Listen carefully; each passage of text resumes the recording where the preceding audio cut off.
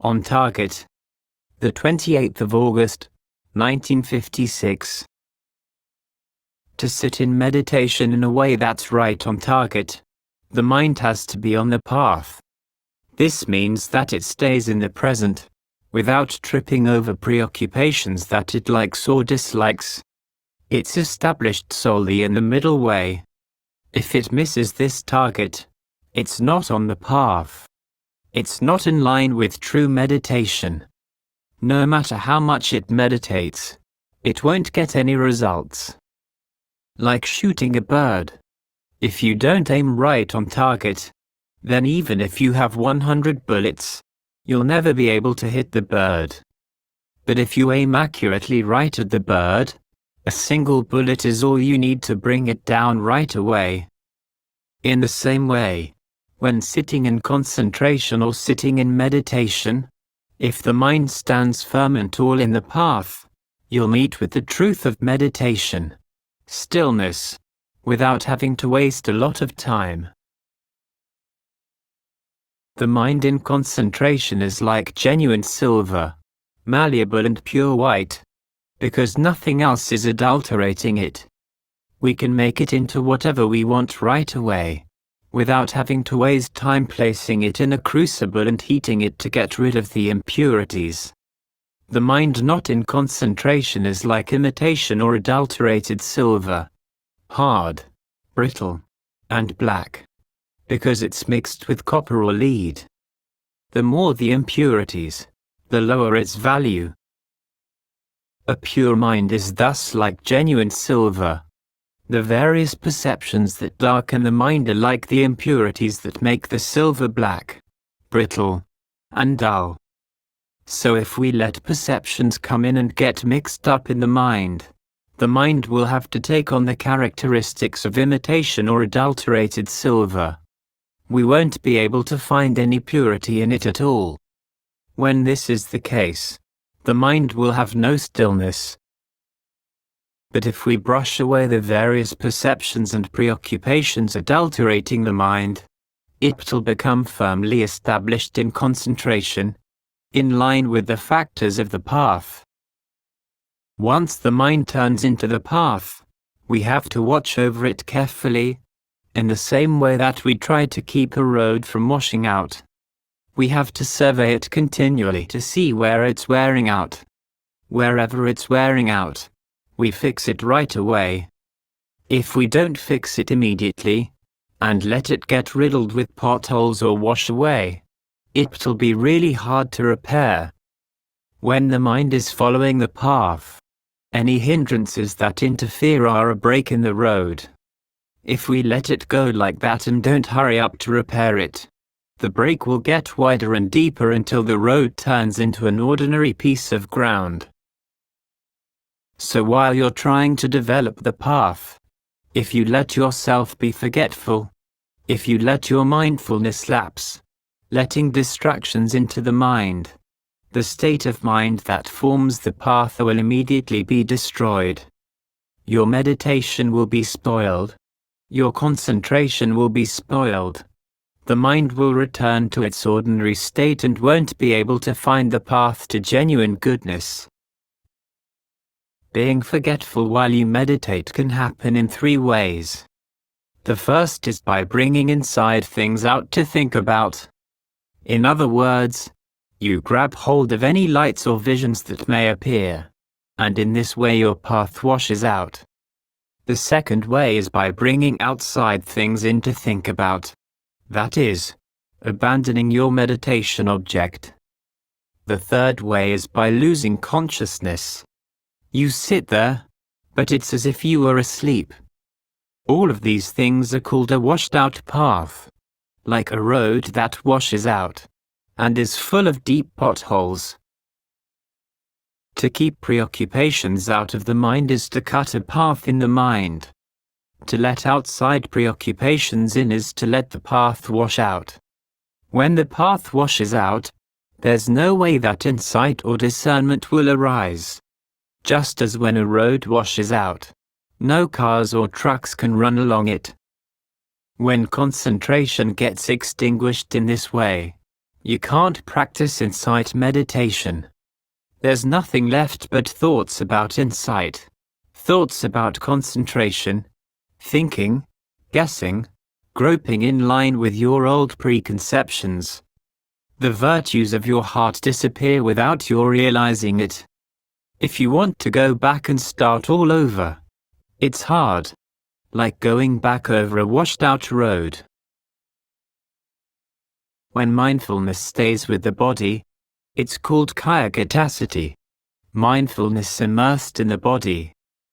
In general, this refers to being mindful of the four properties: earth, water, fire, and wind. To pick out just one part, it refers to being mindful of the breath. This is also called kayanupasanasatipatthana, establishing mindfulness through contemplating the body. Mindfulness is the cause, alertness, the result. Or you could say that the breath is the cause, and a sense of comfort is the result. When we have mindfulness and alertness in charge of us at all times, the body will always be awake. It won't get sleepy or drowsy. The hindrances won't be able to come in, latch on, and eat away at the mind. It's like a home where there's always somebody awake by day and by night, without falling asleep. Thieves won't be able to break in and disturb them. When the mind and body are asleep, they open the way for various forms of Mara to come in and destroy our goodness in every way. For instance, the various demons of the aggregates will get into the body, making form abnormal, feelings abnormal, perceptions abnormal, fabrications abnormal, and consciousness abnormal. The various demons of defilement will sneak in and place poison in our body. In other words, as soon as mindfulness lapses, these demons will come in and force the mind to sleep. Then they'll put more poison in our hearts. The 5 hindrances. The reason the hindrances are called poison is because they make the mind dizzy and deluded. For example, sensual desire makes us deluded, infatuated with different objects. Ill will makes us angry and vengeful, hot and fiery so that our mind has no peace. It's as if we fall into a living hell. Sloth and torpor make us discouraged. We don't see the rewards of what's meritorious and skillful, or of generosity, virtue, or meditation. This makes us sleepy, drowsy, and listless. Restlessness and anxiety make us distracted, irritated, and scattered. When this happens, uncertainty is bound to arise. So we grope around without any sense of what we can take as our standard. All of these things are nothing but detriment. They're all poisons and intoxicants. This is why they're called the demons of defilement. When these things work their way into us, they're bound to exert a lot of power and influence. They can pull our body out of the Buddha's teachings. They can pull our heart out of the Buddha's teachings, making us lazy, careless, and unreliable. We start living like duckweed, which simply rises and falls with the water, and is nothing more than food for turtles, ignorance, and fish, evil.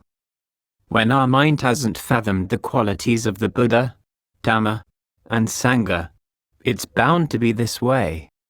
It still lives with flocks of demons. Even though we practice, it's just to show we're still far from the Buddha, Dhamma, and Sangha.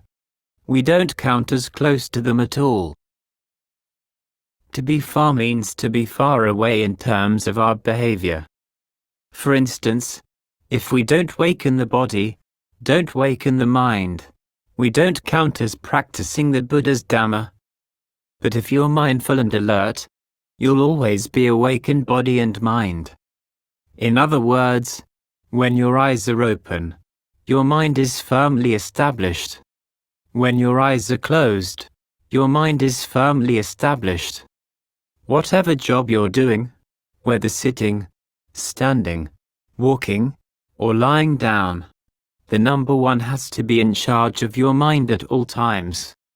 Don't let it turn into the numbers 2, 3, or 4, at all. This is what's called being genuinely established in the Buddha's Dhamma, in line with the verse from the canon.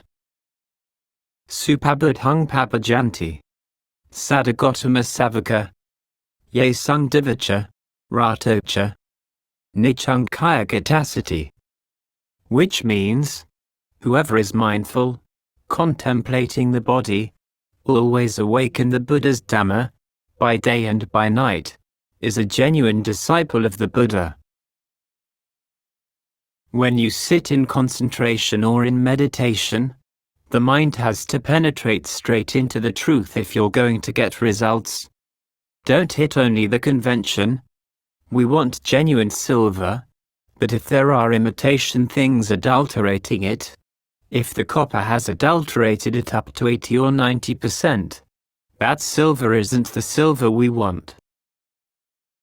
There are two kinds of conventions. Conventions in line with the truth and conventions not in line with the truth. An example of a convention is the way we're sitting with our eyes closed here. If someone asks us what we're doing as we're sitting here, we say that we're sitting in meditation. But this phrase, sitting in meditation, is our mind still or not still? If it's still, that's a convention in line with the truth. We're sitting in meditation. But if the mind isn't still, if it flickers out after perceptions and preoccupations, that's a convention not in line with the truth. You can't really say that you're sitting in meditation. What you're doing is simply sitting with your eyes closed. That's all. Simply sitting with your eyes closed isn't sitting in meditation. The truth of the convention called sitting in meditation is sitting with a still heart, keeping the mind firmly established in a single preoccupation, without being distracted by other preoccupations. That's the convention in line with the truth. So now that we've come here intent on sitting in meditation, we should try to be on target with the truth of the convention. If we're not on target with the truth of the convention, we're just sitting with our eyes closed. No matter how many decades we keep this up, it's not likely to serve any purpose. When we meditate in line with the truth of the convention, we'll meet with the truth as our reward. The results of our work will be right concentration. The silver put into our mold will be pure silver. We won't have to trouble ourselves with having to get rid of the impurities. It's 100% pure silver, so the impurities will fall away on their own. It's the same when the mind is pure. The hindrances won't be able to penetrate. Whatever work we do, no matter what, will be right action, clean and pure. Our words will be right speech, pure speech.